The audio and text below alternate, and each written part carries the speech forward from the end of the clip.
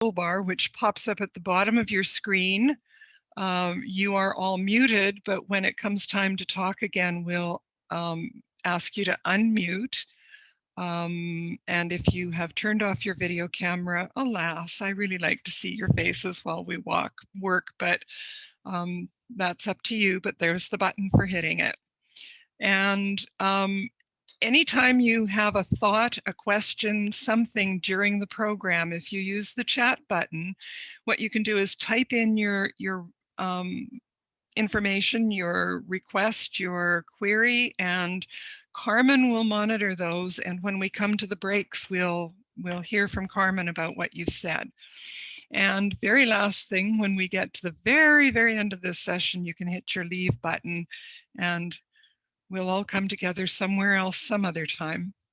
There are lots and lots of people to thank whenever I do one of these programs. And so people help me with images, people donate ideas and materials for these presentations. Annette Fulford has been my research partner since 1997, and she, by the way, is a specialist in World War I war brides. So we were just working on a new one of those the other night. And if you have a war bride, get in touch. Michelle Correa is part of the family that owns Photo Express, which used to be in Maple Ridge, but is now in Port Coquitlam. And she helped me a lot about how to keep track of things that are archival. I also want to give a nod to the Archives Association of BC for their excellent toolkit. You'll find that mentioned in your handout. And Carmen, I want to thank you and the Society. The one agency that we didn't mention is New Horizons. I don't know if you want to maybe say something about that toward the end of the program, because we need to acknowledge that's how we're doing this for free. And you can see that there will be a few notations for other collections that have been used, but mostly these are my things, and they are my personal treasures because they tell me about my family. So there are some words. I've already used a couple of them. One is artifact. And an artifact is no more nor less than something that is an object made by human hand. So everything that is not actually the plants in your garden or the tomato that's sitting on your counter right now, unless it was a genetically modified plant, would be considered not an artifact.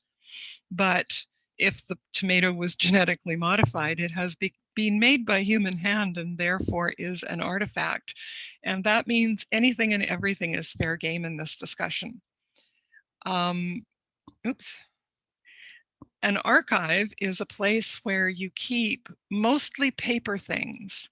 A museum is where you keep mostly the three-dimensional objects that are less about words and more about functional use.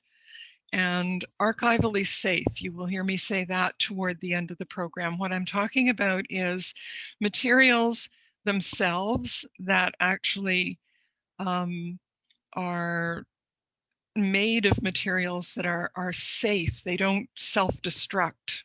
You know, that everything ages, but some things age faster because they have things built into them. Like newspapers, for instance. Old newspaper was not made with paper made from trees.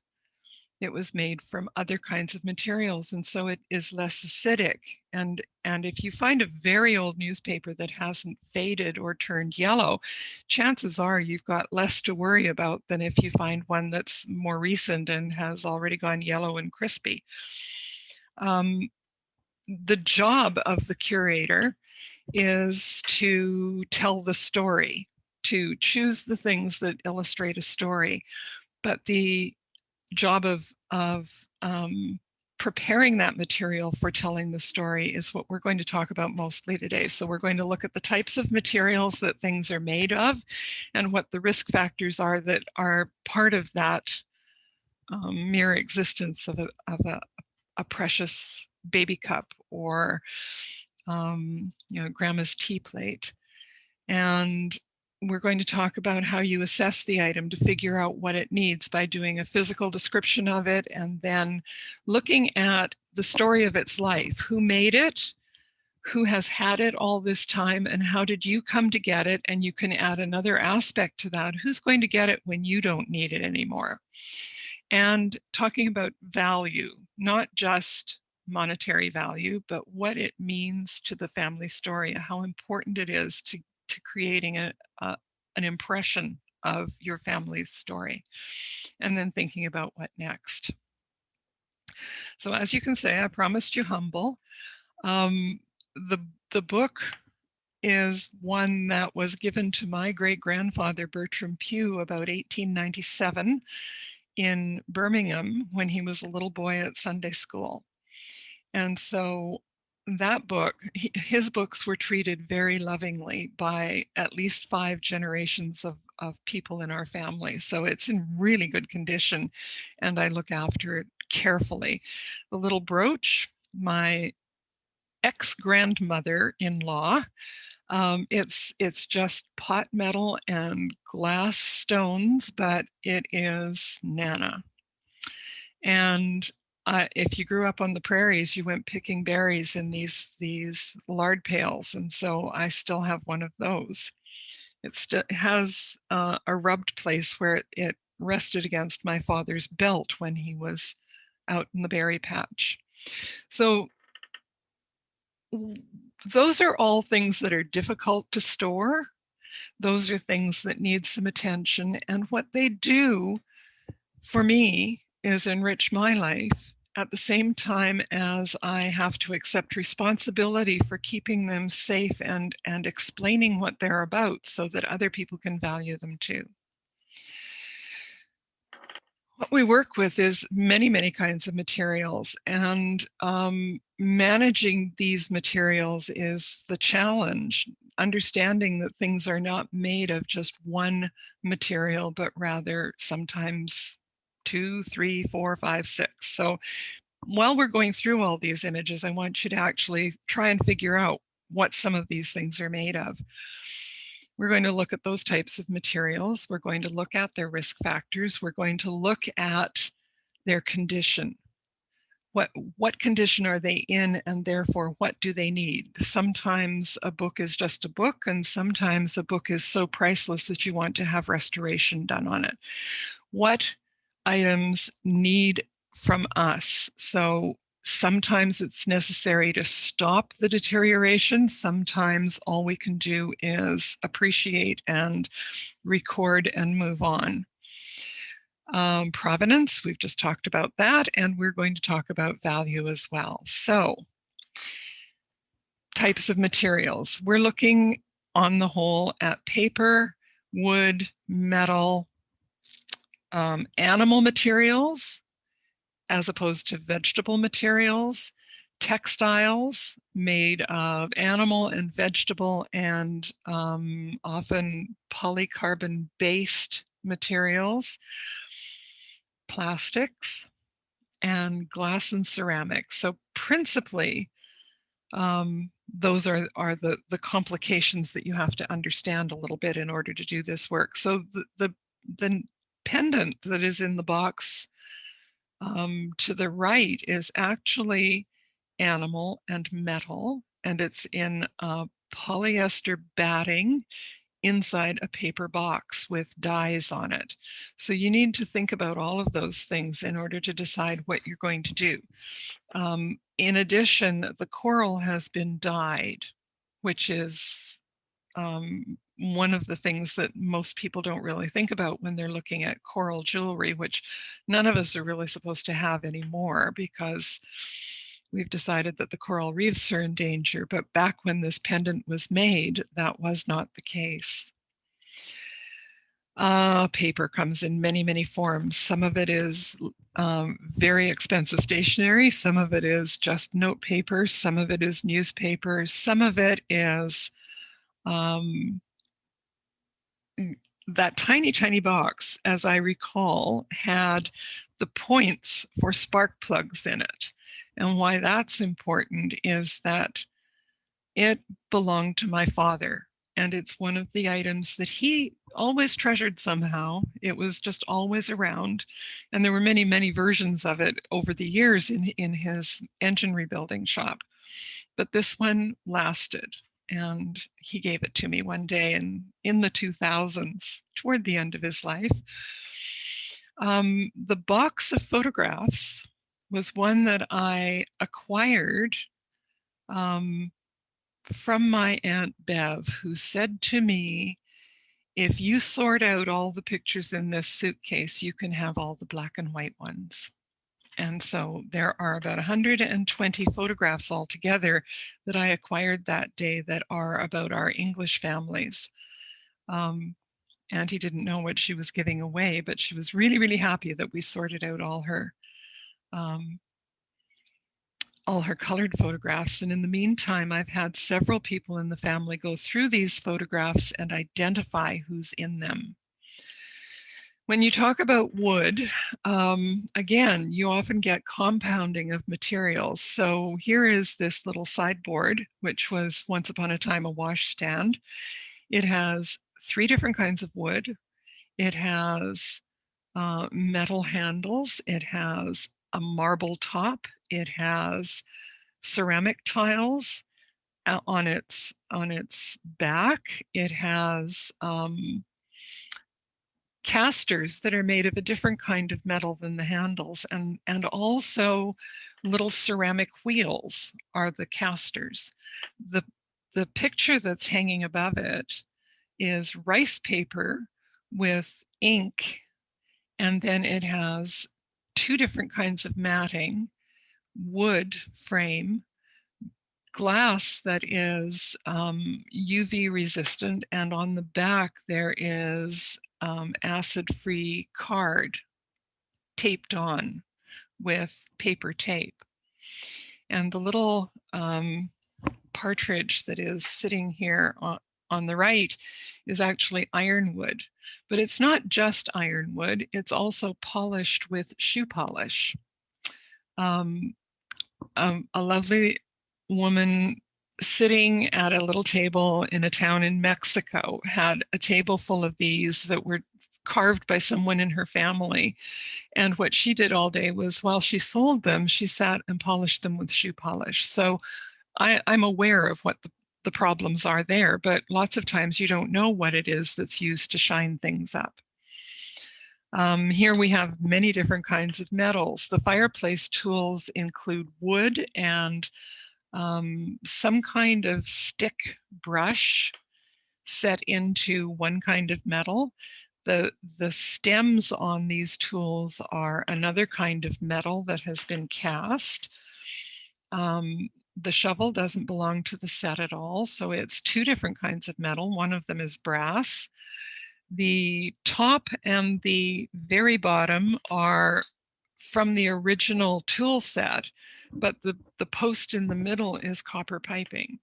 And so when you think about what you're going to do with that, when it's time to clean it, when it's time to store it, there are all sorts of things happening as you move it from one environment to another.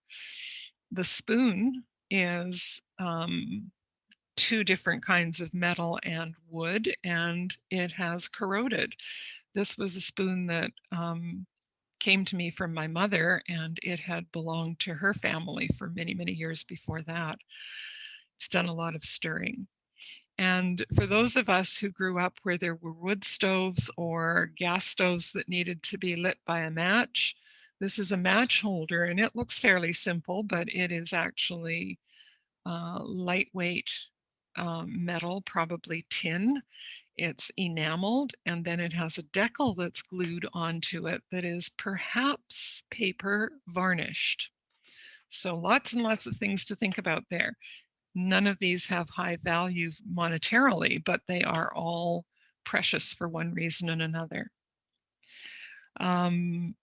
Here are some animal products. So what we have on the left is a piece of leather braiding.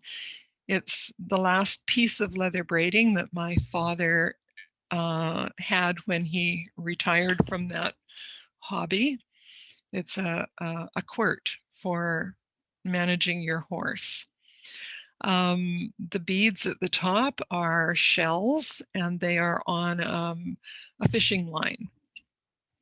And then you have deer horn in the pendant below with a metal chain. Textiles come in all sorts. We've got cotton, we've got wool, and you have another consideration here, and that is the handiwork that's involved. So the things on the left and the right at the top were both made by my mother. One was made sometime around 2003. The one on the left, the one on the right was made when she was 15 years old. So sometime, she said 15. So about 1941. And the doily in the middle was made by my grandmother, my German grandmother, who had a passion for variegated cottons.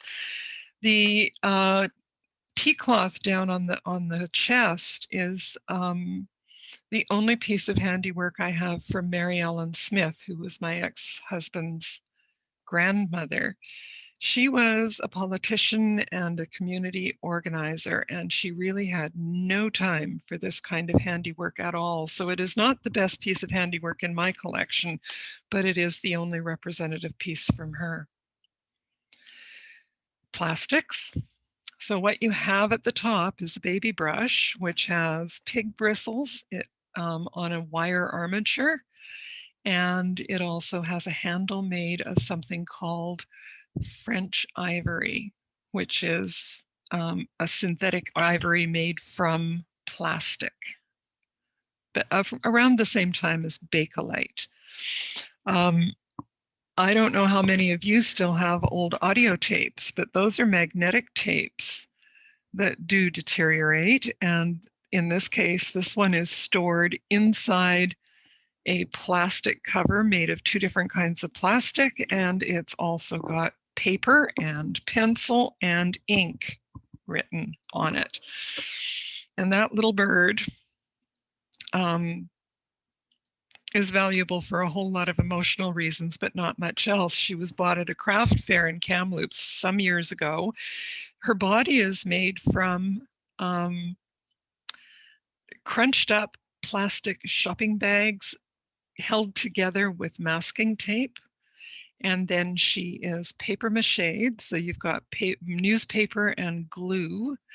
And then you have, let me see, then you have paint and you have varnish. And so the other thing is that the paper mache cover on some others I've seen have actually cracked. And as soon as that happens, you have to really decide whether you're going to repair that or not. Glass and ceramic. So here again, we have problems. In the case of the decanter, you have two different kinds of metal in the handle, and then you have glass. Glass on the whole is fairly straightforward. In the middle, what you have is the last three pieces of my doll dishes.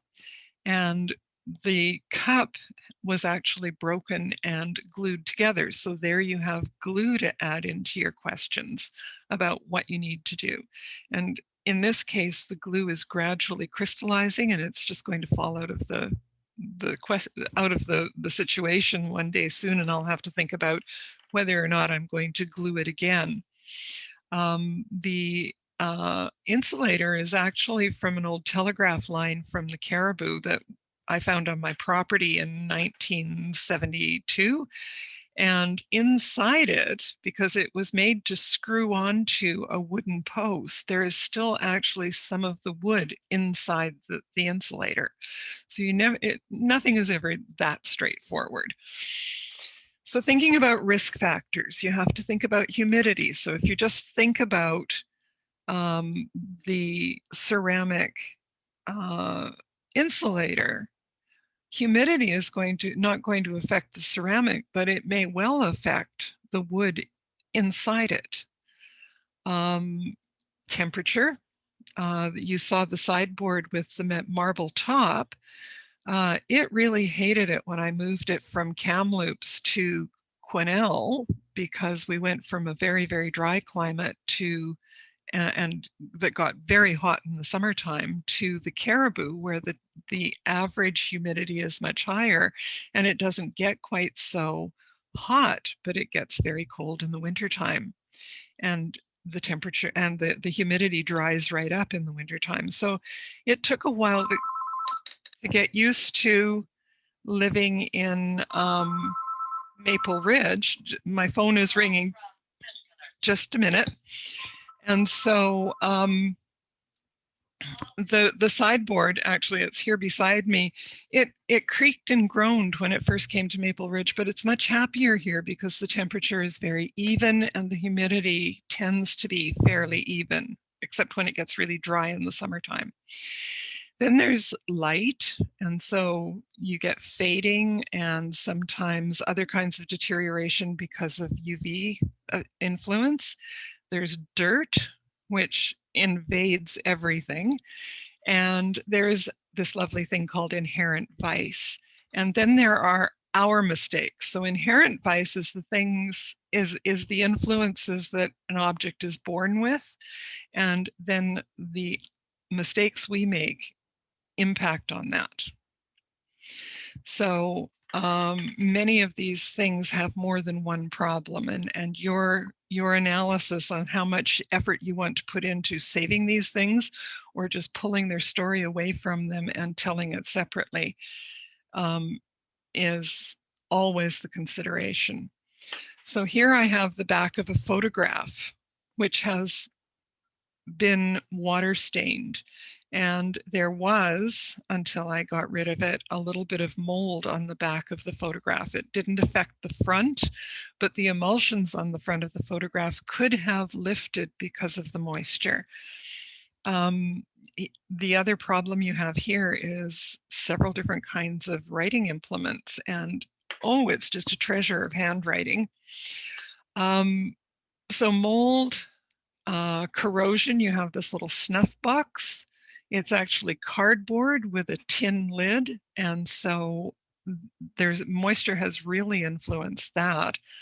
It's discolored it to some degree, but it's also corroded the metal. And so light. Now there is a whole period in the 1970s, 60s and 70s where the film for cameras was a very iffy quality, and so you will find that lots of pictures have just gone red and then brown and then you can't read them anymore, or they may have faded as this one did. It's been restored to the degree that it can be, but that's a really important picture because it's my family's last ride together in the Peace River country. The archival box that these dolls are sitting in is okay in its own right. It's lined with polyester batting, and polyester is the word to watch for. Polyester is a non-reactive plastic, and quilt batting is made of polyester, so I use it to cushion artifacts all the time. The wood is painted. I've had these dolls for some time. I know that inside the large matryoshka in the upper left-hand part of the box, 5 dolls down, a 2-year-old once decided to teethe on it. So there's some damage to it, but otherwise fading is the only real problem I've had here. Dirt. This is a picture of my grandmother, Margaretta.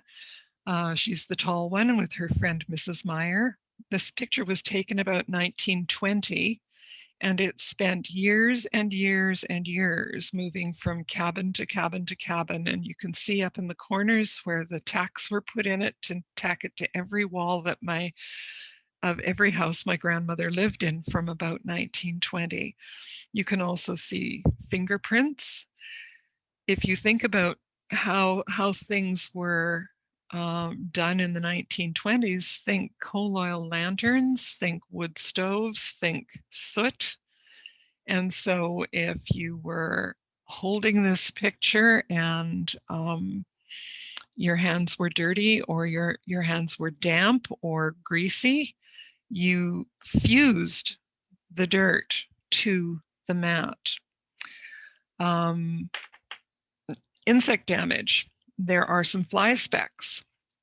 Good old fly specks are quite toxic in the end. They can eat right through a piece of paper. And abrasion. So given the life of this particular copy of this photograph, and as far as we know, maybe the Myers have a copy, but this is the only one in our family. There are places where it's been rubbed while it was being moved, perhaps from one house to another. It's got one corner chewed off it, and lots of things to think about, but it is precious because it is the only one we know of. Now, inherent vice. Metals come with inherent vice. Silver comes with the ability to tarnish. Don't you just love it? Now, this bowl is a sample Georgian chasing, which is a form of metal ornamentation. And I bought it in a secondhand store one day for $19 because one of my great-grandfather's ancestors was a bed chaser. He actually ornamented metal beds. And so I just have this bowl as an example. And it was tarnished when I got it. And actually, you can see the chasing better because it's tarnished. So I don't get too excited about tarnished silver in my house. It's quite interesting to look at, more interesting when it's tarnished. Also, Great-Grandpa Pew's book. This is another book that he was given as a school prize. And you can see that the end sheet in the book is actually acidic. So that's the sheet that goes across the cover, and the interior of the book is called an end sheet. And what happened when they put the sticker on it was that the sticker was less acidic, and so the sticker has acquired acidity, which means that you have that shadow on the other side. So those are indications that I've got some problems in that book. I can solve them by putting acid-free tissue between the two, and that would stop that damage. It wouldn't correct it, perhaps, but it would stop it. And some of us have these little baby's first booties that are bronzed. And so inside the bronzing is leather. Sometimes there's metal, sometimes there's baby's sweaty little foot still leaving trails inside the metal. And if these are not carefully handled, some of them actually crack. The bronzing cracks, and so then the leather inside becomes compromised. So you might also notice how tarnished that shoe was, even though it was bronze. So our mistakes. We do a lot of things. One of the things we do is we laminate stuff. So we actually fuse things between sheets of plastic. We put photographs, for instance, in albums that are, remember those old magnetic albums that had the sticky stuff and then you put a sheet of plastic down on top of it? If you have any of those, take them apart, and you can replace them with better, more modern and acid-free albums, or you can simply dismantle them and make sure that you make copies of all the photographs, but do not leave them in those magnetic albums that were so popular in the 70s and 80s and 90s. Here you see newspaper, and that's my mother-in-law's wedding picture. And she never even thought to keep the date or which newspaper it was in. You know, that's a mistake. And it doesn't seem to have been terribly important to her. She hasn't trimmed it up. Even it was just torn out of the newspaper. Her mother-in-law's family had several sheets in a trunk I was asked to clean out one day that are old ledger sheets The paper itself is very heavy. And these are pictures from Dawson City, Yukon. The one in the bottom left-hand corner is Dawson City, Yukon. That was when Mary Ellen Smith got married, 1910. And the other pictures are all taken when they were later, around 1918, in Regina, Saskatchewan. And so I have never been able to do anything to loosen up the glue that was used to attach these. They are on there forever and all time. And it doesn't seem particularly toxic. So I have simply encapsulated these so that they stay safe. And so what do you do with it? You will see that in many of these pictures, there's a little ruler that tells me how big things are. And these are all scans of objects, photographs of objects, recordings of objects so that I can do more with them than handle them. I've added, they are all in my collection, and I share these with people digitally most of the time, but I'm also mindful that sometimes there's a better home for them. And sometimes I have them because somebody's decided that I have a better home than they do for them. In terms of processing, what you need to do is figure out what it's made of, what its importance is to your family. If you can safely clean it, make sure that you've got copies of it in some form or other.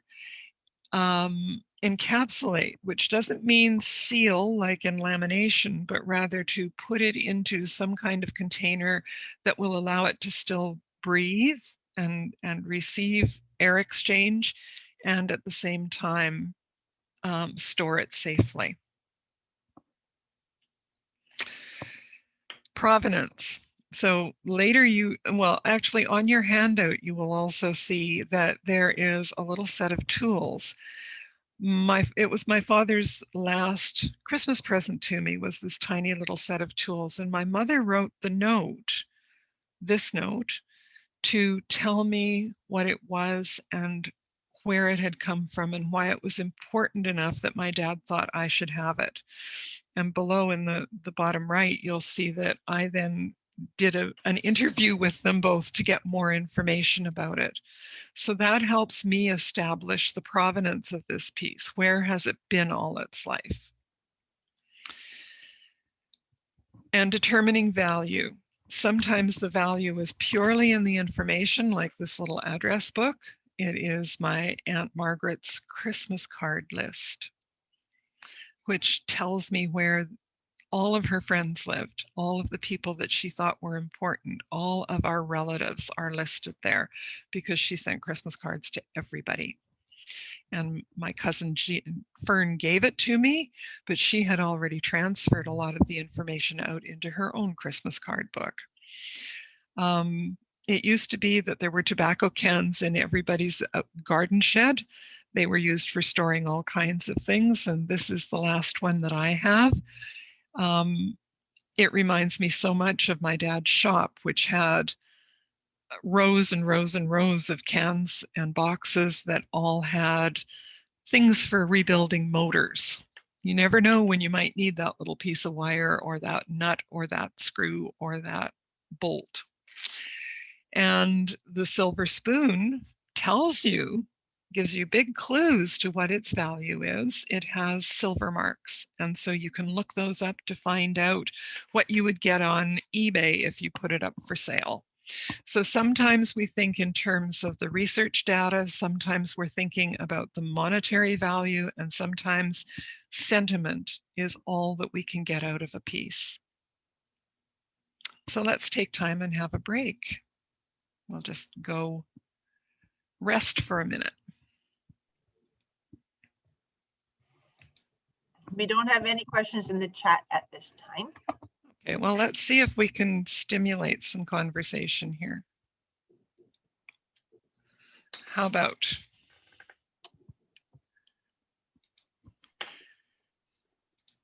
Brenda, Yes. it's Lynn. I Hi. can't believe that there's so many things to consider when you've got these type of things, family things to save. I it's almost overwhelming, the amount that to think about. Well, How do you keep track of it all? I'm not sure that I do.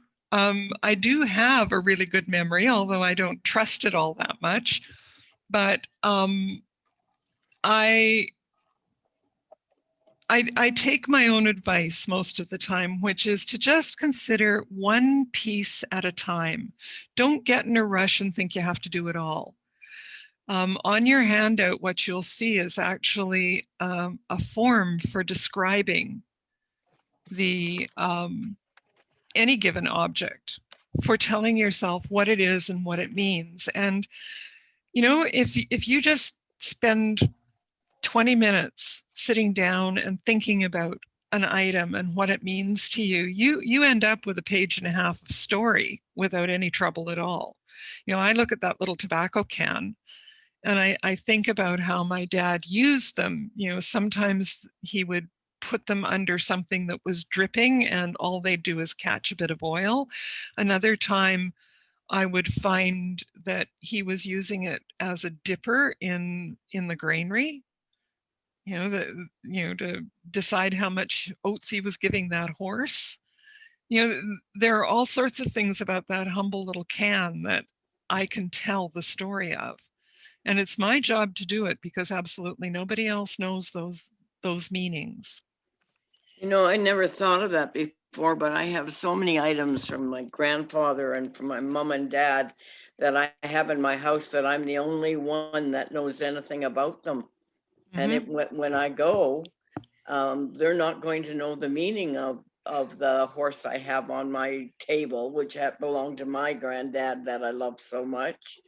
But it would make a big difference if I wrote something about that and had it in my family book, just so that they Yeah, knew. exactly. That's what I'm hoping you'll all do is, you can't do it all unless you're some kind of miracle worker, but you can make a start. And the things that are most precious to you, I have a Royal Dalton figurine upstairs, and the only person who knows what it's about now is me. And I never wanted it. I never understood what my mother-in-law meant, but she told me one day that she had bought it because it made her think of me. And so one day, not long before she died, she said to me, "Here, you have to take this now." And so it's sitting on my dresser upstairs. Mm-hmm. But it hasn't been described yet. It hasn't been photographed. You know, it's on the list of things in my head that I need to get done. And one of these times when the camera's out, I will probably take a picture of it and get that job done. But you're right, in the family book is the place to put that, or just start a binder. Mm-hmm. And start somewhere. Now, Kathy, your dog tags. This is what I was really thinking about while I was looking at all the medals, is that you've got metal dog tags that are meant to last through war, and they are meant to identify a soldier. And so if you photograph them front and back and put them perhaps with a picture of that person and did another photograph and described the information that's on them, because sooner or later pulling that information off is going to help you find out more about him. Those are the kinds of actions you can do with something that you've just recently unearthed. But one piece at a time. One thing, Brenda, if they're not metal. They're not? No, they're Plastic? no, they're what I want to say cardboard. Like they're a thick and they're on twine. So they're a pressed card of some kind? Pressed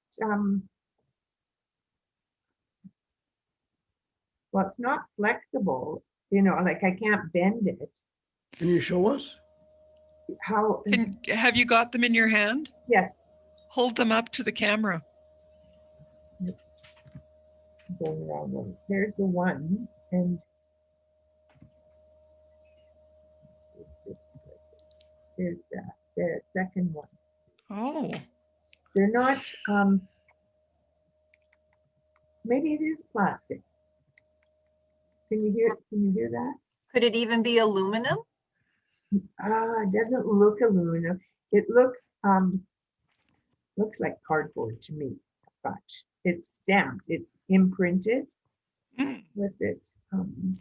So there are websites that are all about military memorabilia. So again, time period may have some information there, and my favorite military historian might be able to help. Yeah, there is that information, like when I sort of rub them a bit, there's information with a number of some sort. Yeah, and when you're doing military work, those regimental numbers are the keys to the kingdom. Okay. So Got a couple of questions here from okay. Susan. I'm not going to probably pronounce this correctly. The first question is gutta percha the same thing as French ivory? It may be. I don't know that term. Okay. Here's where Google comes in. Okay. Our second question is, I was going to dump all my grandma's sweaters as I can't fit any of them. Oh no. Suggestions. I have that red sweater that my mother made when she was 15, and she gave it to me when I was about 15, and I thought I would itch to death because it was dyed, wartime. They were not using friendly dyes, and so it made the wool very crisp, and I could never wear it. But what I did one day was I asked her if she would knit one for me in a different color with the same pattern. And so I have a duplicate that is a different one. And I've got photographs of them both. The other part of that sweater is that she knitted a black cardigan, and the red wool was actually over embroidered on it to make a design.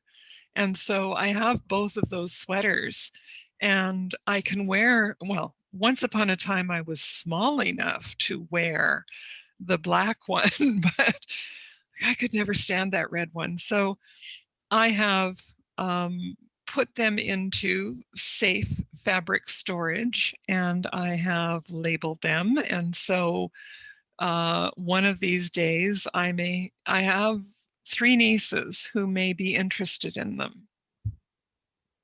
It's a possibility, but I haven't said who should have them, which is the other step that you can take when you're describing the provenance of a piece, is who should get it when you don't need it anymore.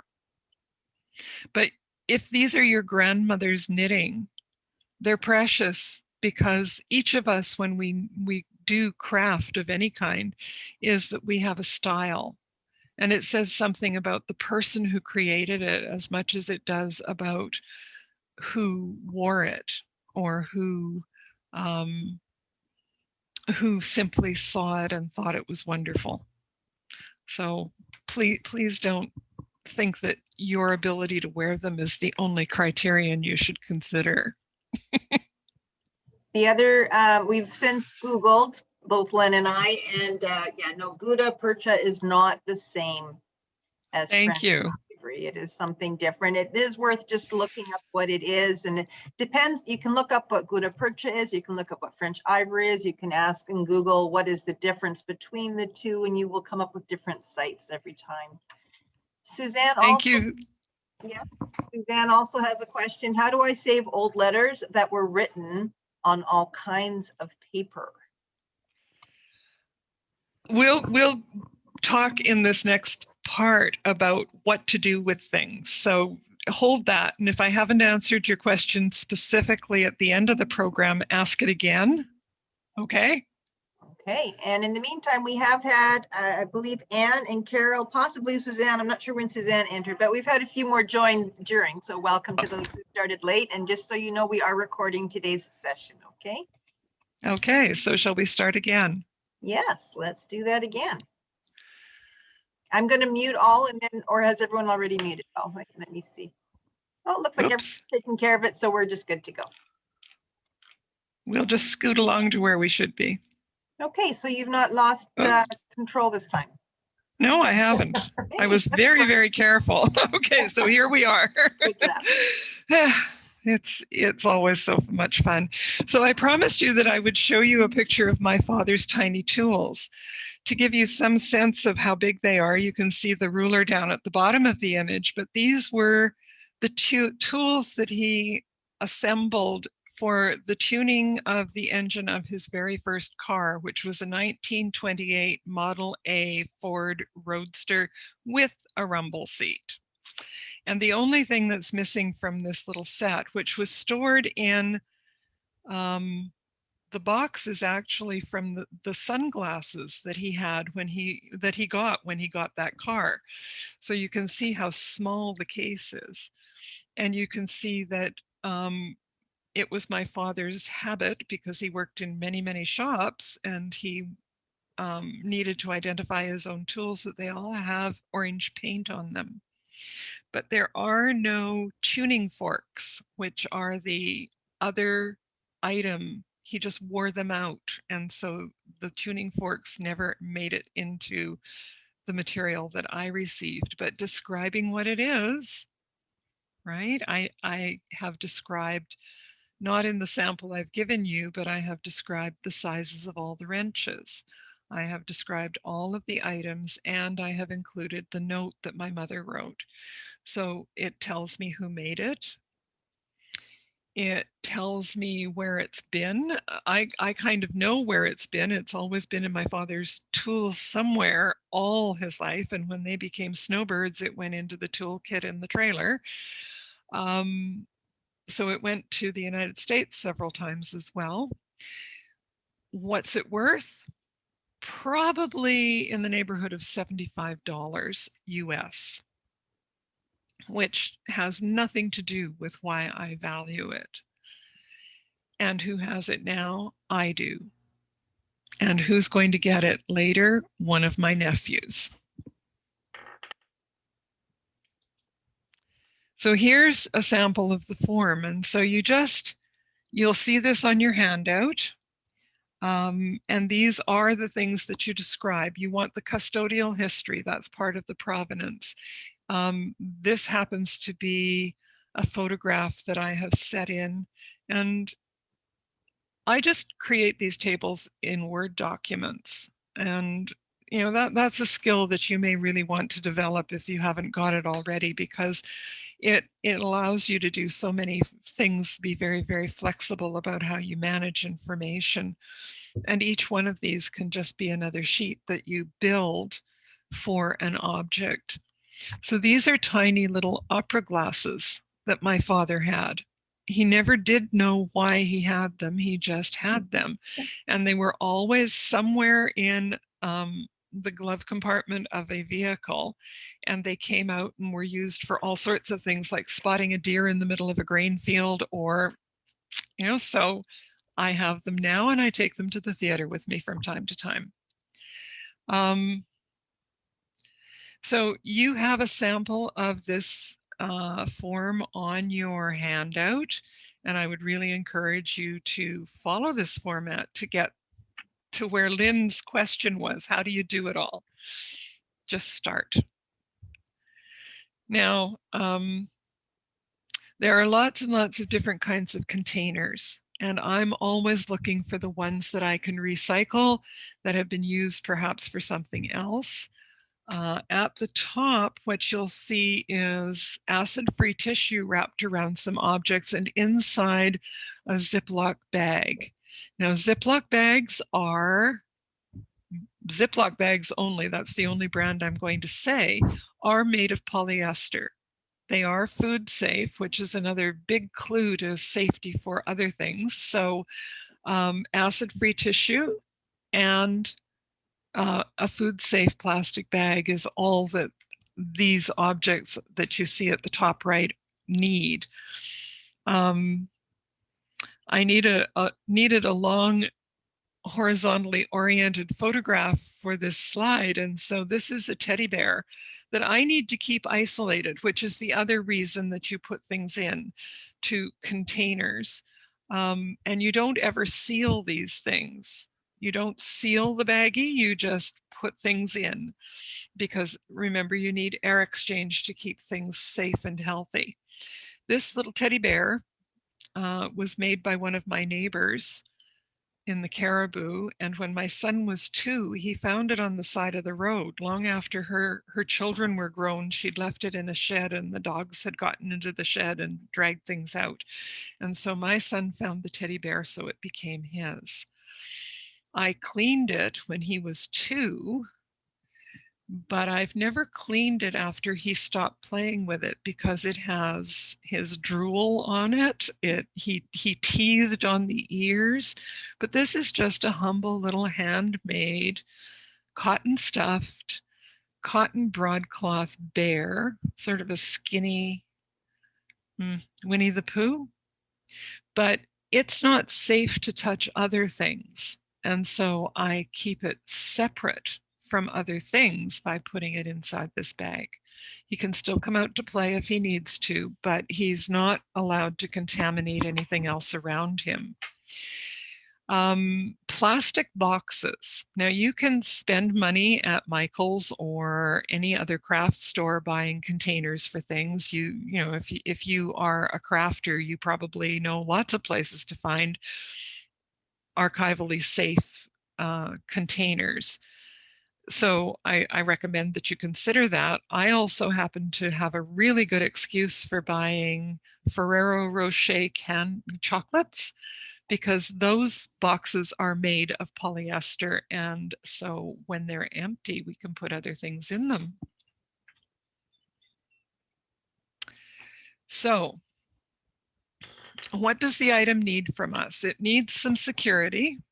It needs to be kept safe from all of those terrible things like dirt and abrasion, and you know, even dirt can be abrasive. You need to keep it away from bugs. You need to keep it away from all sorts of things. So security is your first consideration. Keep it safe so that no more damage happens to it. And that's one of the things you really need to accept, is that in terms of conservation, you have to start where the object is. You can very seldom reverse the deterioration that's happened already, unless you are a professional restorer, and then we start talking about cost. So you want to interpret the meaning of this object, and you want to appreciate it. So let's go look at some of those elements. I sometimes alarm people by saying that this book is this book and it's never going to get any better, and I still use it from time to time. It is a book that was heavily used in its time. It was an Edwardian collection of recitations and tableaus and poems to read and all sorts of things. But it's way past fixing, and none of the content is so valuable that I do any more than just keep it. So that's about making those decisions about value. On the other hand, this photograph includes my father-in-law, who folded it so carefully. It's about 4 feet long, and it represents the unit of the Canadian military that actually guarded Stanley Park and the Vancouver Harbor during World War II. He was in that unit at the beginning of the war.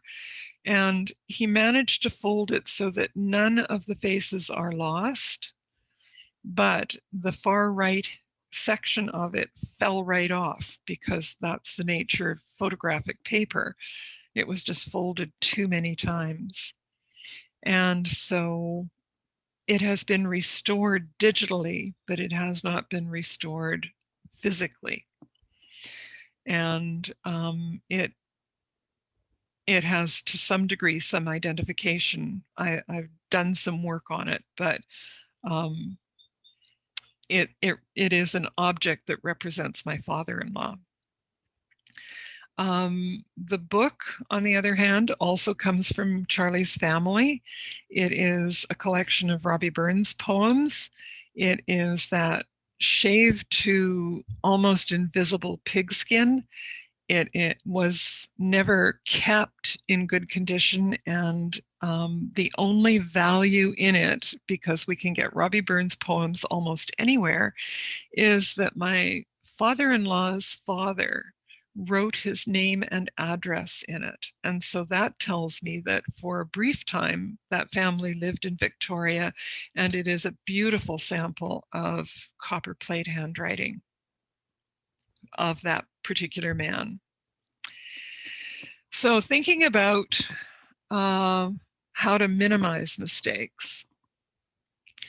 What you can do is reduce or restrict anything that happens in the future to this object, but you really have to be very thoughtful about how you might remove dirt, how you might deal with the heat damage that might have happened to the photographs in that magnetic album. You can restrict its access to damaging light, and you can restrict or reduce the humidity. You can adjust the humidity that these objects are stored in. If you have a home that has a staircase in its middle, which is always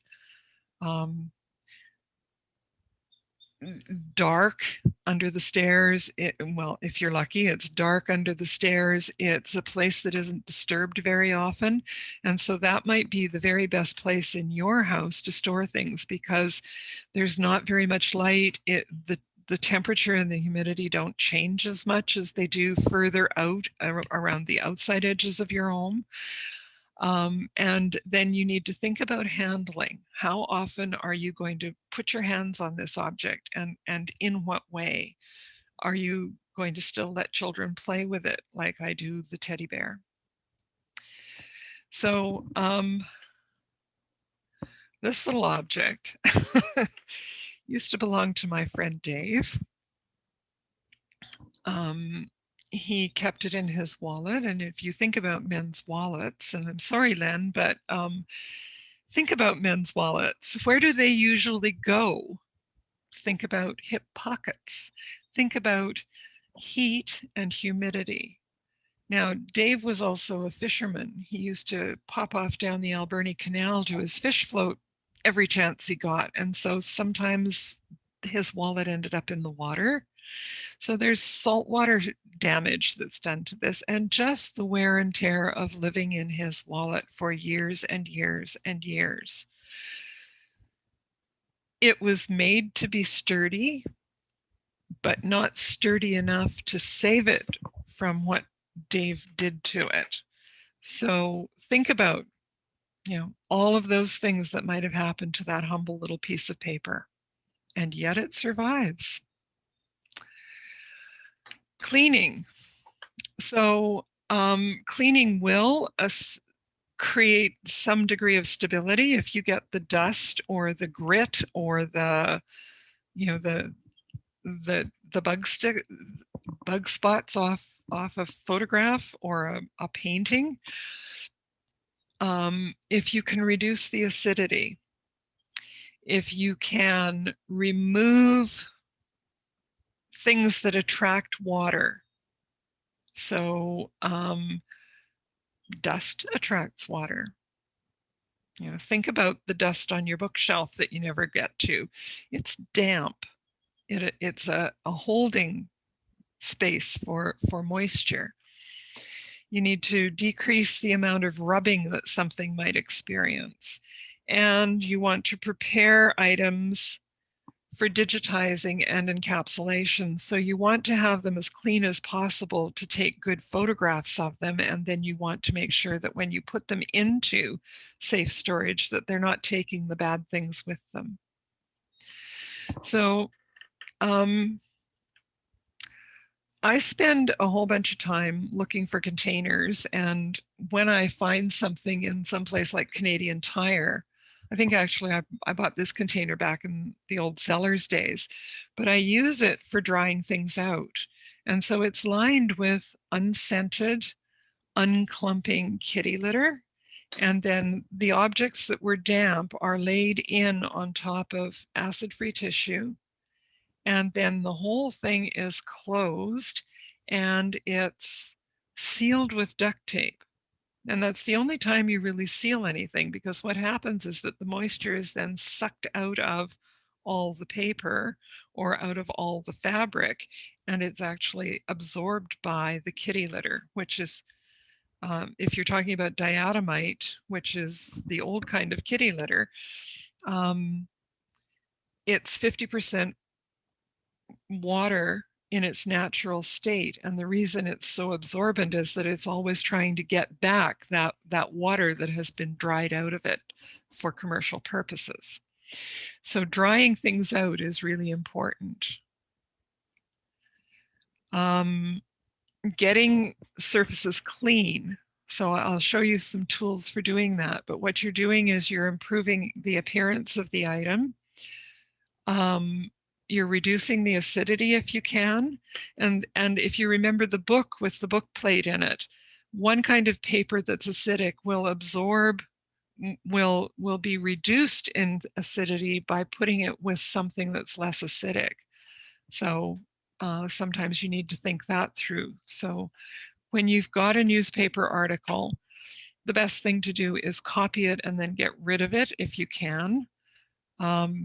But if you want to keep it for a whole range of reasons, you need to store it with an acid-free paper to match. And so what I do is I usually use a sheet protector, which is, for a 3-ring binder, that size, about letter size, but you can get them in legal size as well.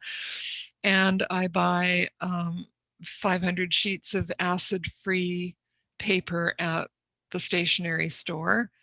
And that you need to do a little research on. The last time I tried to buy acid-free paper from Staples, they were busy telling me that if it was environmentally safe and good for the environment, it would also be acid-free, and that is not the case. So you need to go on their website and do some research about which brands of paper are currently acid-free.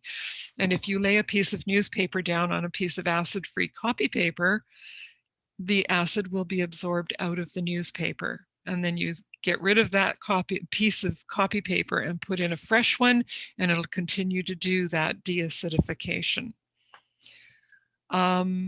So again, reducing abrasion.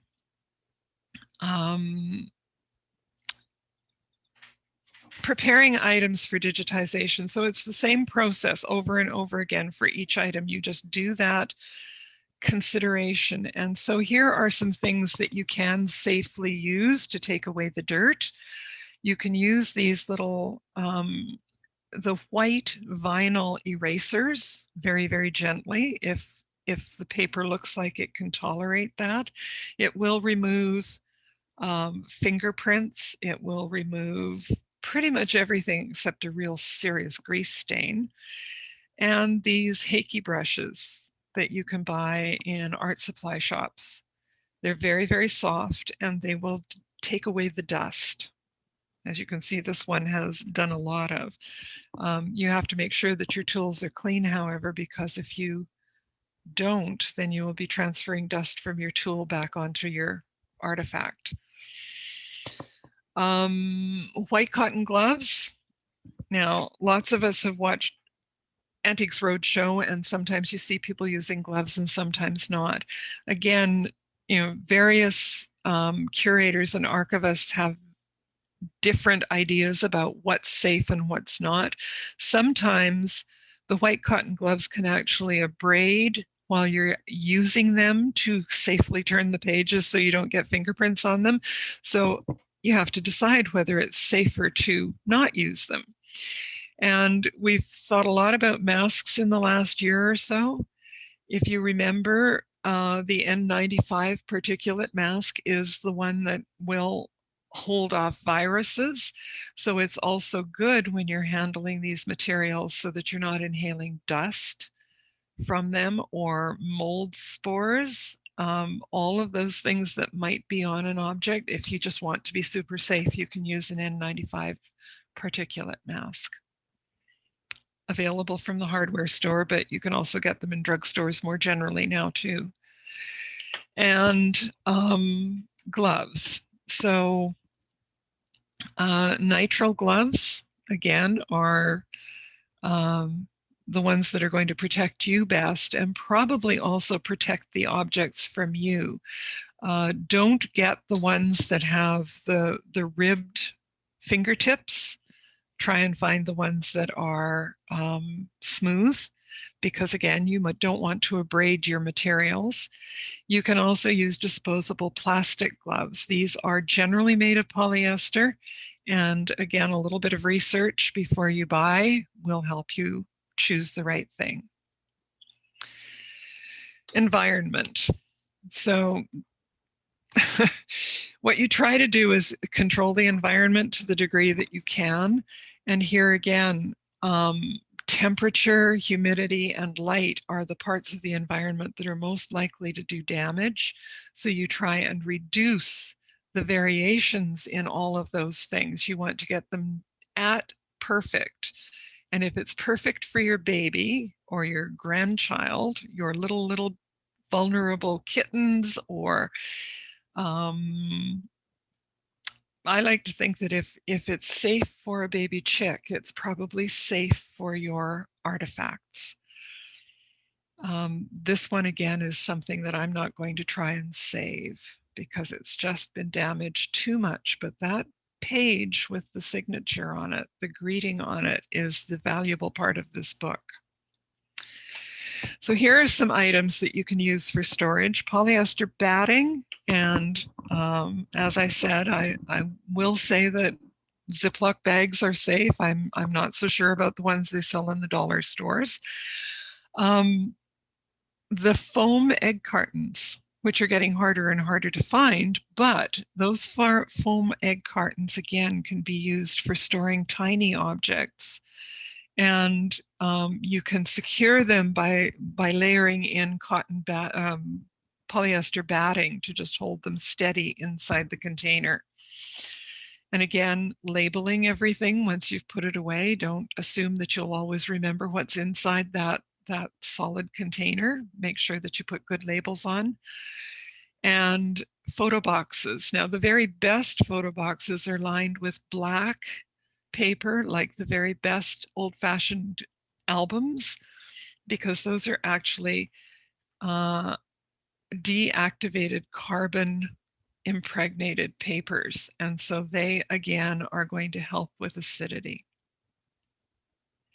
So here are some sheet protectors. There you can spend a lot of money in an archival supply catalog, but on the other hand, simple acid-free copy paper and laying in the images on top of that is sufficient to store your images. You'll see lying on top there, the bottom right-hand corner of that first image, postcard collectors have postcard-sized sleeves so that they keep each postcard separately. You can use that for photographs too. And once again, you've got a Ziploc bag here, keeping a copy of Poor Richard's Almanac safe. So the magic words are polyester and polypropylene. That's what you want. Again, don't just take it off the shelf at the dollar store. Make sure that you're getting the right thing by checking out the supplies and then finding out who the manufacturers are.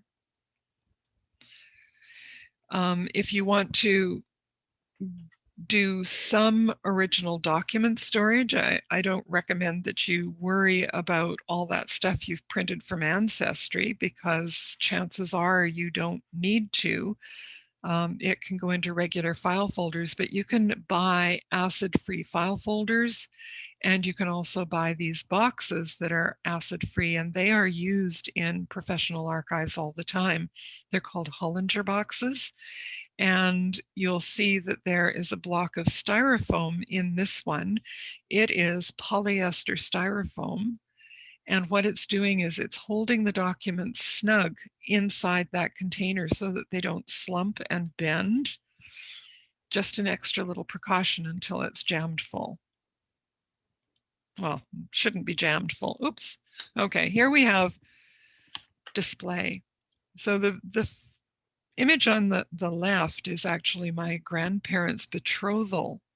Now, they had a photograph taken when they were still in Russia, because that's what they needed to do, because they were going to be parted for a period of time. And so this picture came with them to North America.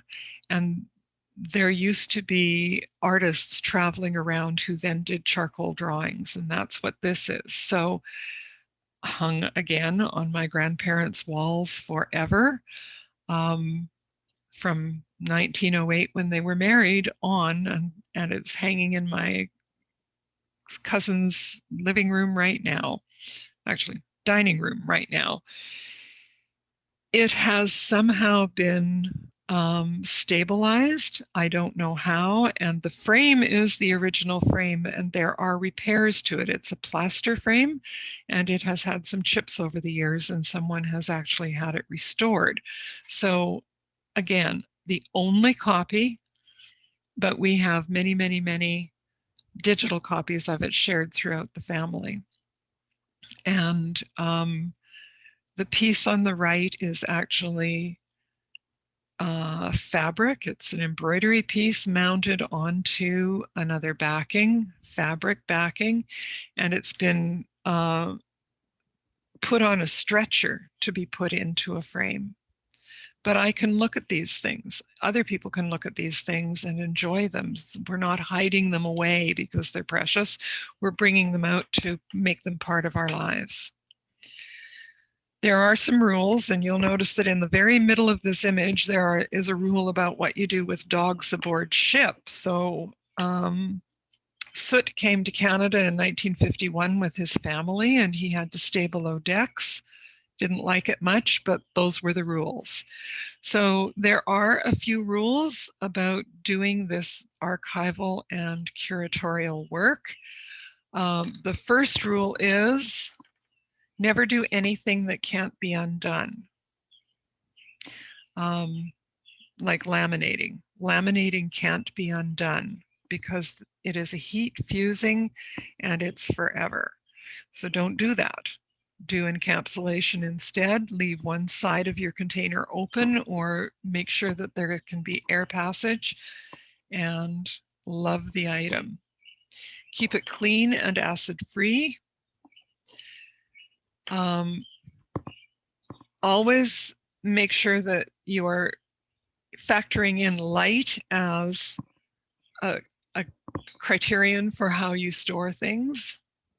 And remember that it is, as with your eyes and your skin, ultraviolet light that is the problem. And keep storage areas environmentally as stable as possible. Another rule, keep like with like. So if you're going to store newspapers, keep them with other newspapers. Don't mix them in with textiles and other things that will be damaged by acidity. And make sure that you've removed all the paper clips and the staples, anything else that might corrode or otherwise abrade. And make sure that you have done the best you can to keep it to as few ingredients as possible. Remove loose items from books and other things. Don't keep the mothballs in with the sweaters, for instance. They can be in the same container, but they need to be separate from the textiles. And, you know, in my deep, dark past, I was a community librarian, and I think the very worst thing I ever found in a book, not counting, you know, the multitude of four-leaf clovers and leather bookmarks and all of those things that were inserted into books. But one day someone returned a book to my library, and he'd used a slice of bacon. Must have been reading the book in the morning at breakfast and just slipped a slice of bacon in to keep the place in his book. That was very disturbing. So that's as bad as it ever gets, I think. But in the meantime, you want to make sure that you remove all of those things from books and stacks of papers.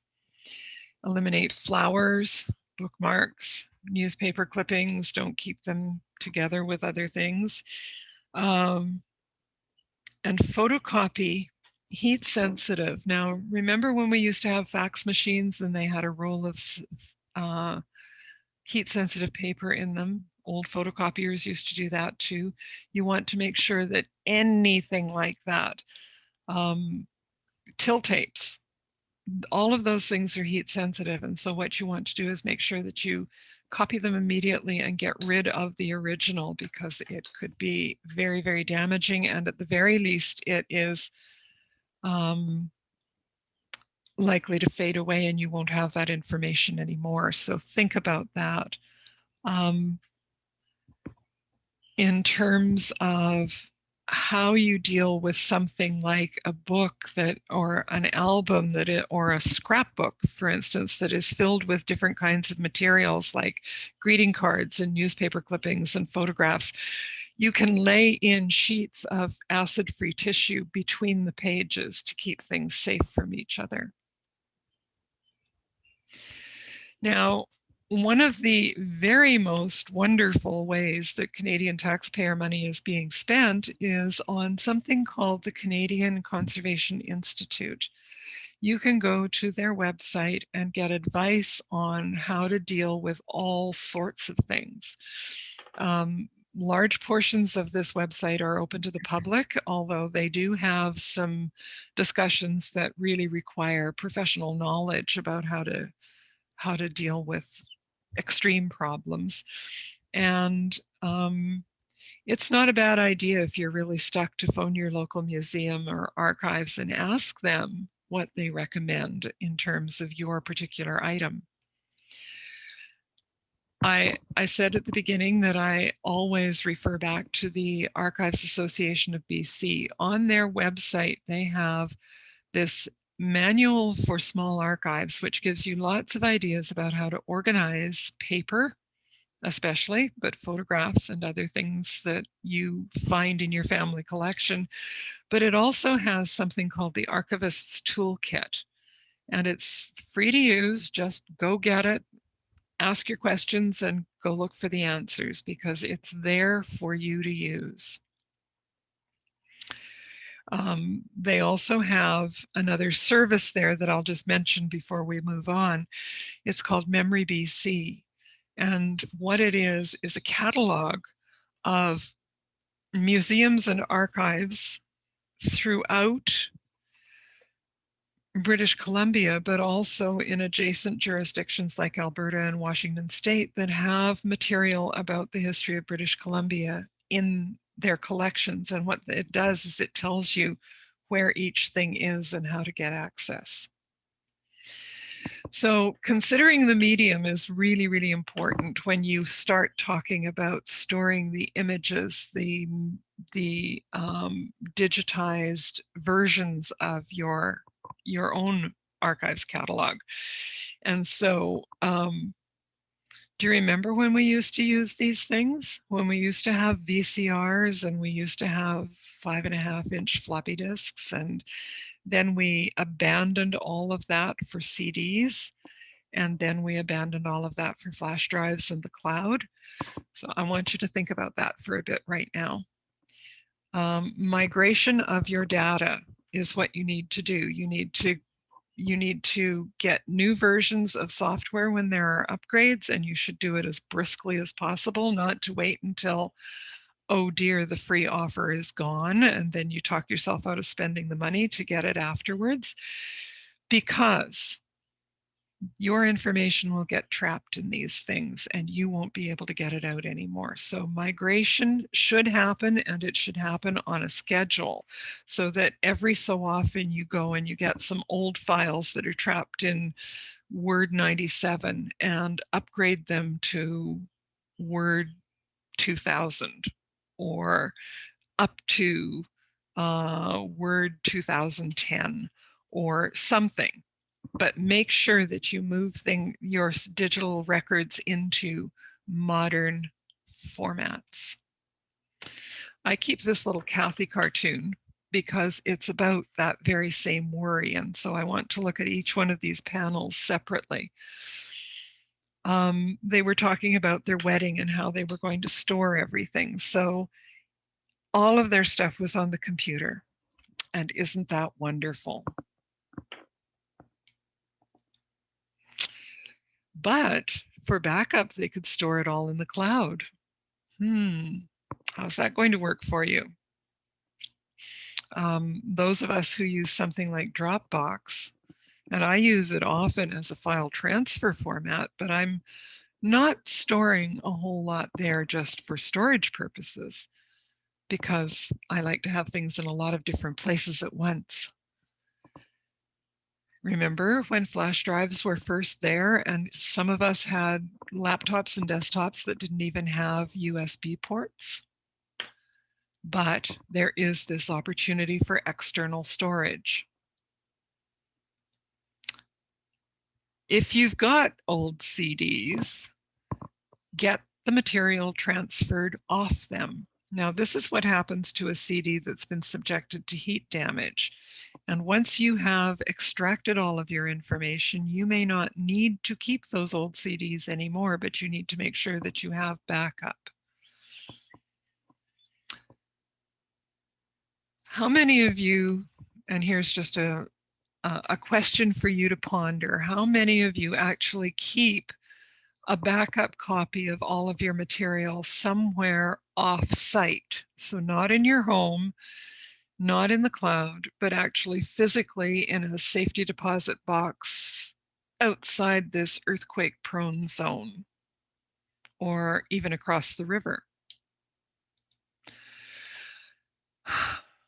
How many of you have these still lurking around? You can still buy readers that will extract the information from these if it's really, really important, but you need to think about whether that's necessary or not. And I do remember when these were said to be able to last 1,000 years. Not so much. Now we don't even use them anymore, but there are huge collections of them in museums and archives everywhere, because migration is a very time-consuming and laborious process if you leave it all to the end. So here we are with Kathy and soon-to-be hubby, and they're just completely panicked about what they're going to do. Old obsession, finding ourselves. New obsession, preserving ourselves. So here are some things that are in my collections. I want you to think about your family's cemetery markers. How many of you go to visit your relatives in the cemetery? And how many of you think to take something to clean off the marker when you go? Just some thoughts. And because we were getting ready to do this presentation, I was provoked to go and get my old teddy bear and research his history. So what you see in the upper left-hand corner here is a picture of me at the age of 3 with my grandmother and her cotton plant, and Teddy when he was new. And the picture below is Teddy now. He's had a very full life.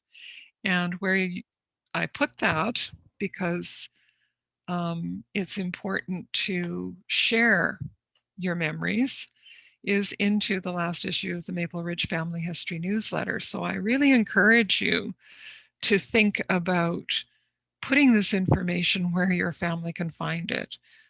Start a family newsletter. One of my colleagues and former students, Al, publishes a family newsletter almost every week. And sometimes it's only just one sheet of paper if the family chooses to print it, but he sends it out with good referencing and lots of pictures if he can to all of his family so that they are learning the story as he learns it.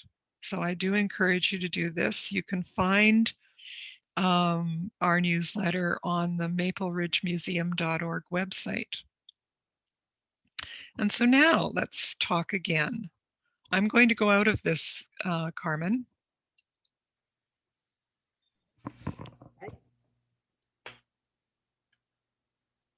You mentioned grave markers. And I know that it can be so discouraging to, like, when we needed to come up with one, my husband and I did research by just looking at the markers on the graveyard to see which ones erode less easily. Like some can be 100 years old and you can still read them so well. Some can be 20 years old and they're so oxidized. So it can be quite challenging. But when his dad passed away, he was going into the same place as my mother-in-law, who had died, 25 years prior.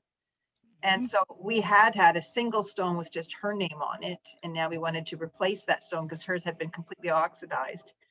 And we created one that could include the both of them. Now we are here on the day of burying my father-in-law, and we get to the cemetery and they say, well, what do you want us to do with this first stone of your mother or your mother-in-law? We don't know. Put it in the back of the van, I guess. I don't know. So we planted it in our garden, but we don't know what to do with it because it looks so odd because she's not like she's buried in our garden. So now she's under the hydrangea bush. At least her stone is. We don't quite know what to do with it. You are not alone in that story.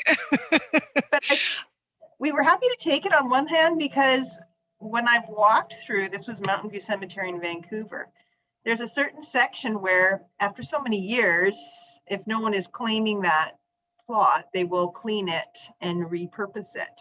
And then there's a section against that one area where you just see all of these tossed and broken headstone markers. And it just seems so painful to see that smashing up of stones. I don't think we're doing any better by hiding under the hydrangea, but well, in rubble. Some cemeteries that happens. Sometimes cemetery properties are repurposed, and I'm just thinking of I was in Wales sometime past, about 27 years ago, and walked into a cemetery where all of the stones had been piled around the outside of the cemetery. They were all standing up against a stone wall. Mm-hmm. And so you couldn't see where the graves might have been, and it was used as a community park. And there's actually in Vernon, BC, there is another park like that. And what they've done is they've put all the stones in one corner. And in Nanaimo, that's another place where if you go to their Pioneer Cemetery, they actually have a wall, and the pretty stones were all mounted into this concrete wall. So, yeah, that's neat. Communities do what communities do. I often get requests from people about what to do about the funguses, the lichens and things that grow on cemetery markers. And it's really commendable that people have actually found that family site and want to clean it, but you need to treat it with the same kind of care that you do any other artifact. I didn't include stone, especially in this presentation today, although there was the marble top on my sideboard, but again, you need to think about all of the materials. And so very often in cemeteries, you'll find that there are nice granite stones that will stand up to a fair bit, but they've got a variety of crystals in them. And if you use something that's acidic or terribly alkaline, you might damage some of the crystals that are actually in that granite. Limestone dissolves very easily, and so there's all your marbles. And I was walking into a cemetery here in the Lower Mainland one day, and a funeral home person was coming in with a nice polishing rag and a can of Armor All. Well, it wasn't going to particularly damage the bronze, but that piece of bronze was set into a concrete base, and the Armor All is not good for concrete. So, you know, it's the same principles that I've been talking about with all of these other materials, that when you go to the cemetery, you do the least you can do to get the best effect. Okay. And that's another whole lesson, Carmen, on how to do things in the cemetery. Yes, every one of these topics can just balloon out into, 3 or 4 hours of conversation. And I did notice in the Maple Ridge Historical Society's newsletter for May that they have planned several cleaning outings in the cemeteries here. We have the Maple Ridge Cemetery on Dewdney Trunk Road, but the other one that we have is at Wannock. And it's a lovely little cemetery out there. So, these things need cleaning, and organizations get together and have cleaning days, and you could join one of those and get the instructions you need to look after your own family's things. Yeah, good idea. So don't hesitate. It's awfully fun to go out there and take a little wooden stick and a bottle of water and clean off your marker. Feels good. But most of the time it doesn't need much more than that. Nice, soft, and you can put together a little cleaning kit and off you go. And lots of families do that grave tending as a regular thing. They go and honor their ancestors that way. Take a picnic lunch and sit beside your ancestors and talk about them.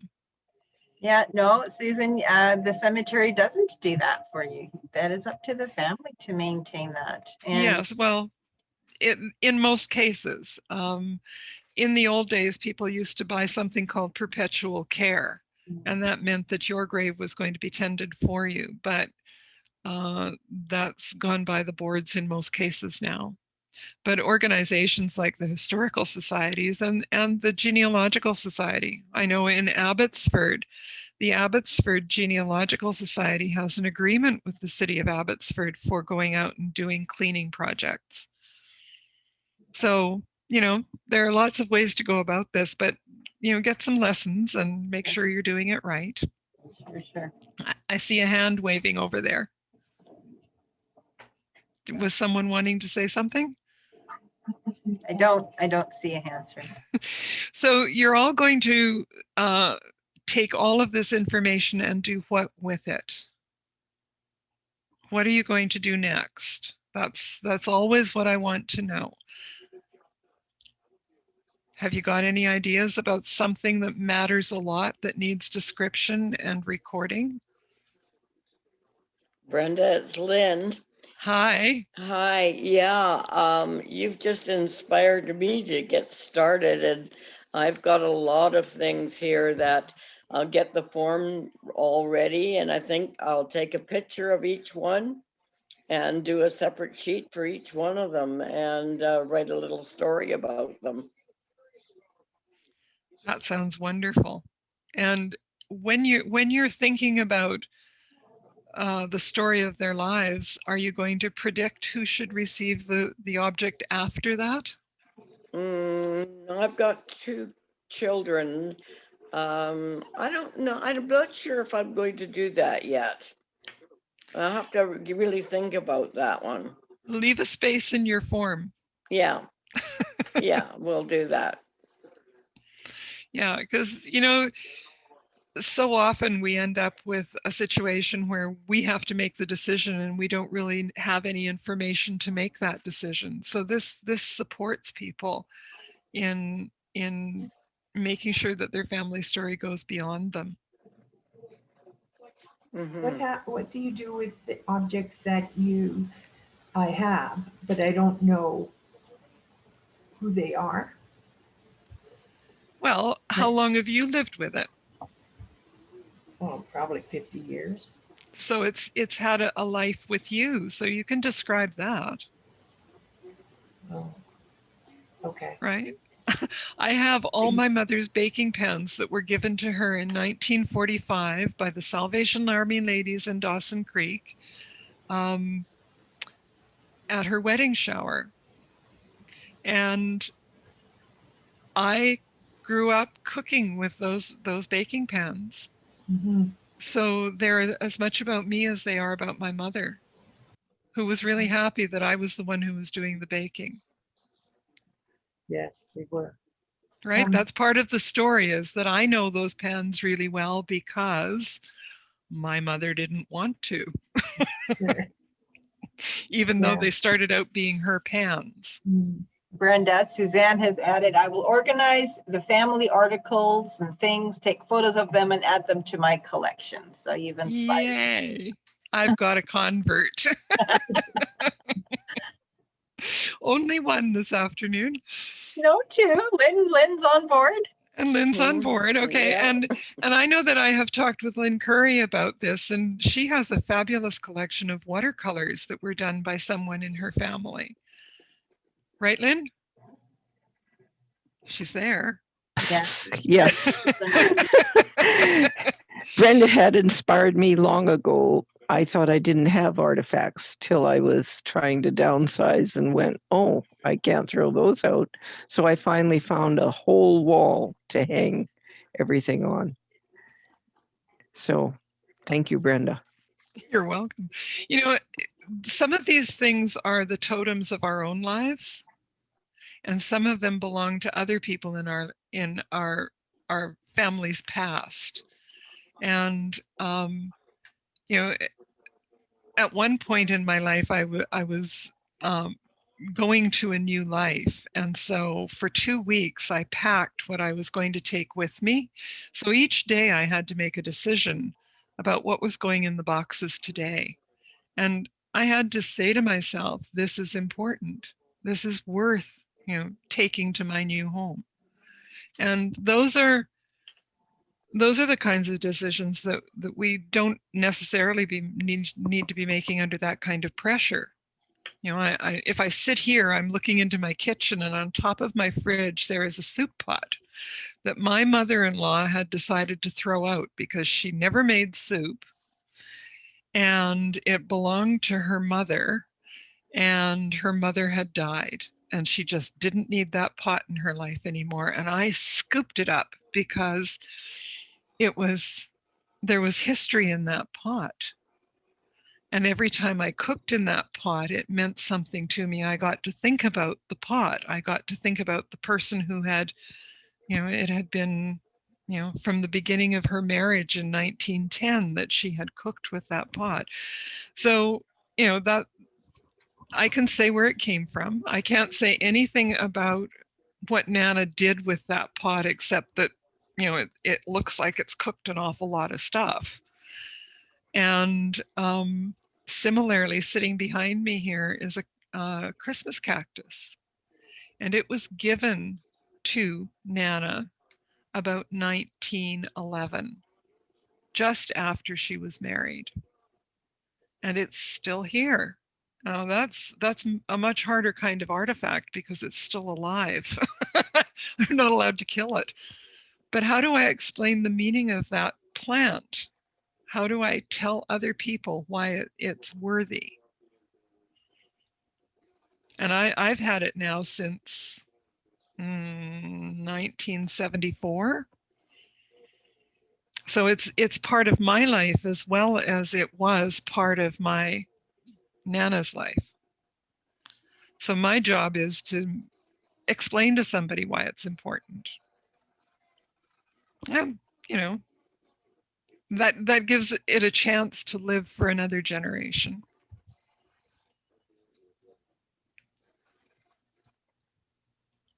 So I'm still interested in hearing what more of you might do with your things. Have you got a collection of teacups that belong to someone and you just look at them and think, oh no, I have to dust them again? Or you know, something that, like the safety gear that's in the back of somebody's car. You know, all of these things may or may not have meaning. It's up to you to figure out what they are and tell other people about them. And you can put them all in your book, and you know, maybe one day someone will look. Or let's see. Ooh. Did you read that? No, I can't quite see it. It went away too quickly. Well, So Carmen? Can I read it off? Susan Yeah. says, still along that line, a family member passed on 150-year-old sourdough starter for however many generations that might be. What a burden. I You have can't let that sourdough starter go. And Suzanne says, I have a two-headed doll that my aunt gave me when I was a child. I still have it, although it looks pretty bad. Is that one of those that has the hair that goes on one side and then hair that goes, sort of flops back and forth? Is that how that works? Suzanne, can you turn your mic on? It'll just go faster. Do you know how to do that on the bottom of your screen, Suzanne? Yeah, down in the lower left-hand corner of your screen, just click on the mic symbol. Hello? There you are. Except I'm Susan. I thought you No, were that's thinking about. Susan. That is Susan, and we're looking for Suzanne next to you, at least on my presentation. So Susan, you're fine. Suzanne is the one who's typing in the chat box. So we were just wondering if Yeah. you wanted to take her mic, put her mic on so we can hear her a little better. Okay, that's what, I'm the one that typed, when I moved to Regina from Nanaimo, I tossed it. Oh, The Okay. starter. Marianne. Oh, that was the starter. All right then. Thank you so much. You're oh welcome. dear. Well, you could probably fake it and start a new one.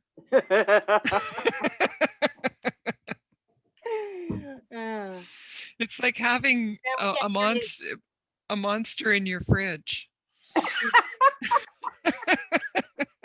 Suzanne's trying to talk, but I think her mic isn't on yet.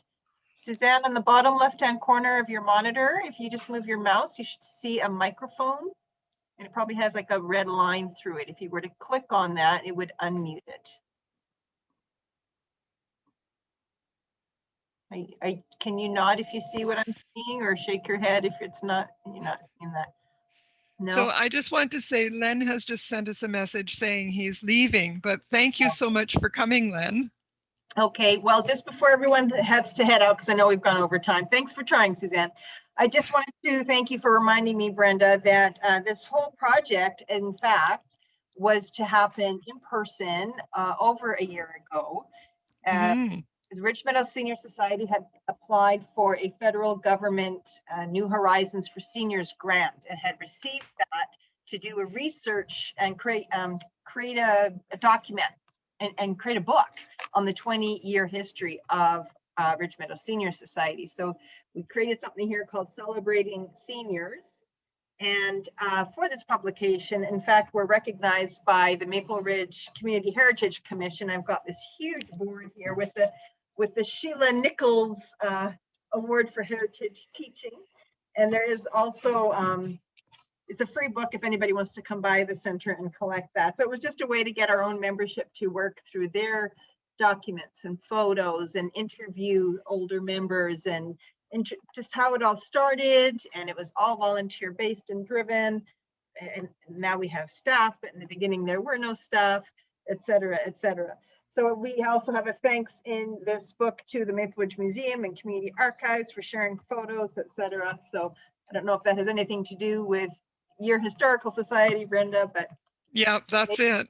within that, we were then providing in-person workshops, which had to be postponed due to COVID. And now we've been able to finally fulfill this part of our plan and do it online. So thank you to all of you for participating, and very much Brenda for hanging on for over a year to get holding your breath for over a year. Well, no, but did a couple of other things too. But it's been really great to meet all of you, and you've really given me an opportunity to do something I don't think I really expressed, which was that in February and March, my co-presenter, Andrea Lister, who is from Maple Ridge as well, we actually did a writing and publishing your family history course for Cloverdale Library, which has a huge genealogical collection down there in the library that's hard to access right now. And we did the program online and wrote it as we presented it. So that was a 3-month undertaking. And we wanted to do something that was really different about online programming, because we do a lot of this stuff, and we were not really happy with the way many of the programs we attend as participants went. So the idea of taking the tea breaks, the idea of supporting people with their technology, the idea of having discussion mixed with presentation, all of those things I got to practice with all of you too. So thank you all for coming, because it pushed me. It also made me think about the differences in the way presentations look when you're putting them on a wall for 50 people and when you're actually putting them on 50 different individual screens. So thank you so much. Suzanne, you got your microphone unmuted. Do you want to say hello after all that effort? Oh, she's now gone again. No, maybe we need to now work on volume control. It might be. We're getting closer. Well, I thank you all, and we have recorded this. Now we just got to figure out how to get it onto our YouTube channel, and maybe you can watch it all again. Okay, how's that? Can you hear me now? Oh, there you are. Yes. Ah, okay. Anyway, the doll was divided in the center by the dress. So if you turned it upside down, it was a black doll, and if you turned it up the other way, it was a white doll. Oh, yeah. Fascinating. And it's made out of material. Yeah. Yeah, a fabric doll. Yeah. Yep. So a two-headed but two-ended. Yes. Well, thank you, everyone, and have a lovely day. Thank you, Brenda. Thank you so much. Thank you very much. Good to see Thank you you so all. much. Bye now. Bye. Bye.